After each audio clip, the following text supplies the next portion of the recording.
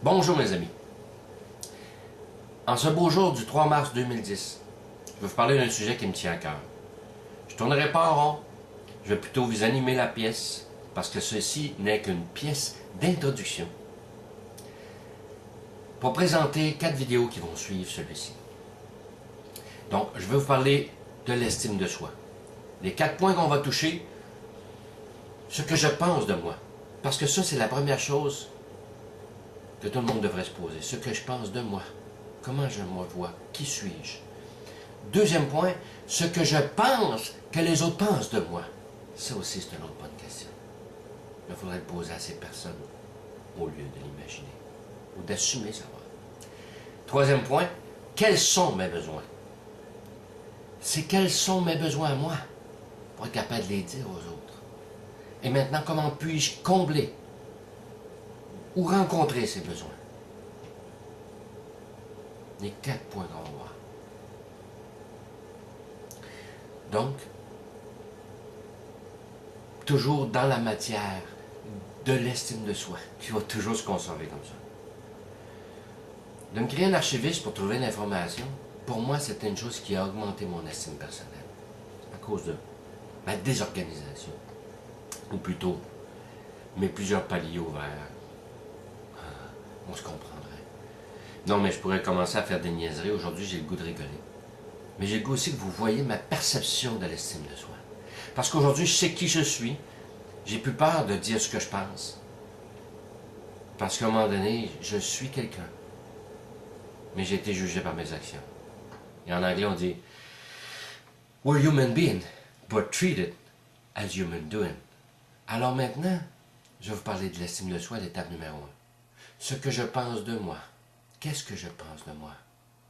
Vous savez, l'estime de soi est quelque chose d'important. Parce qu'en réalité, vous voyez, imaginez, je suis en pleine campagne, j'ai une route de terre et de gravier qui mène jusqu'à la maison. À tous les jours, je pars pour me rendre à l'arrêt d'autobus, je reviens, je repars, je reviens, je pars, toujours, tous les jours. Et j'ai un caillou, un beau gros caillou que je trouve vraiment, vraiment joli dans la cour. Puis je lui donne des coups de pied, puis je le ramène à tous les jours, puis je lui donne des coups de pied, puis je le ramène à tous les jours. Pendant des années, je frappe ce caillou. Un jour, une personne, pas du secteur, mais qui a de la connaissance dans beaucoup de matières, ramasse le caillou. Elle regarde et dit « Wow, il est spécial ce caillou-là ». Décide d'emmener le caillou dans un endroit, le faire évaluer, pour se rendre compte que ce caillou-là, c'est un rubis. Quand même gigantesque. La grosseur du poing. Qui a une valeur inestimable, parce qu'ils n'ont jamais vu de rubis comme ça, de cette pureté. Savez-vous? C'est vous, ça. Ce caillou que tout le monde, parce qu'il y en a plusieurs qui se sentent comme bousculés, emmenés par la vie, par tout ce qui se passe, parce que vous n'avez pas le droit d'être, mais vous devez agir convenablement selon les normes de la société. Alors votre estime personnelle, c'est comme ce caillou. Pendant des années, vous vous laissez brasser. Parce que vous ne vous estimez pas à votre juste valeur. Donc, le deuxième point, juste pour vous emmener dans mon histoire, il y a quelqu'un qui donnait des coups de pied sur le caillou. Mais ça, c'est ce que vous pensez que la personne pense de vous. Parce que vous donnez des coups de pied toutes ces années, vous ne méritiez pas plus que des coups de pied. Donc vous pensez que cette personne-là ne vous aime pas parce que vous donne des coups de pied. Eh oui. Puis ce qui va venir dans mes autres leçons, c'est aussi savoir pourquoi cette personne donne-t-elle des coups de pied. Est-ce que je peux changer le processus? Est-ce que je peux activer le processus que ça rende compte plus vite que je suis un rubis? La seule façon que ça va se faire, c'est revenir au point numéro 1. Animer ce qui brûle en vous et qui vous êtes. Ça, c'est votre estime de soi.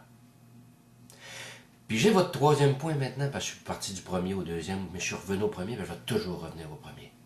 Parce que vous pensez de vous, il faut toujours ramener le restant. Parce que le point numéro 3 encore se connecte au numéro 1. Quels sont vos besoins?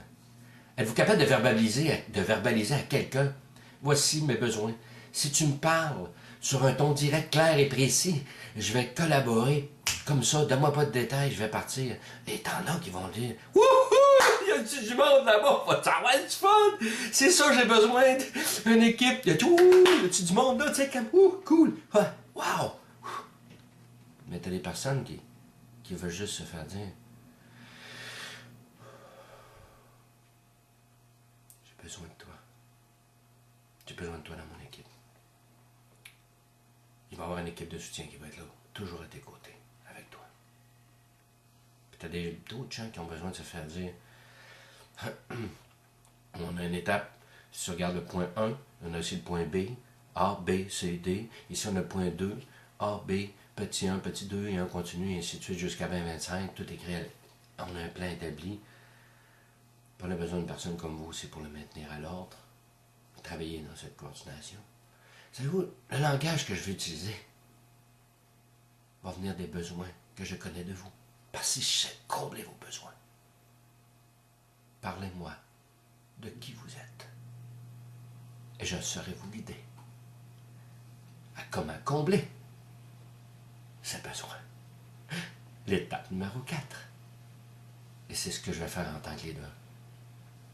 Parce que si je rencontre vos besoins et que je suis à l'écoute de vos besoins, qui était votre point numéro 3, vous êtes capable de me le dire, à ce moment-là, je vais savoir comment les combler.